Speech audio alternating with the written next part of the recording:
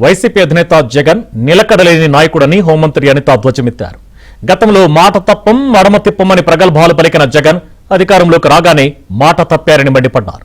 రాజకీయ నాయకులకు నిర్దిష్టమైన స్టాండ్ ఉండాలని అనిత హితవు పలికారు. అంటే నిలకడలేని రాజకీయ నాయకులతో ఇలాగే ఉంటది. రాజకీయ నాయకుల నాలా వ్యాపారవేత్తల నాలా అన్నది మీకు వదిలేస్తున్నా. కాకపోతే ఏంటంటే మనిషి అన్న తర్వాత, ముఖ్యంగా రాజకీయ నాయకుడు అన్న తర్వాత ఒక స్టాండ్ ఉండాలి. మాట తప్పము మడమ తిప్పము అంటారు. 2014లో అమరావతి మా రాజధాని 30,000 ఎకరాలు కాదు 33,000 ఎకరాలు కావాలి, రాష్ట్రంలో మిడ్లో ఉండాలి అని చెప్పింది అదే వ్యక్తి, అదే జగన్మోహన్ రెడ్డి.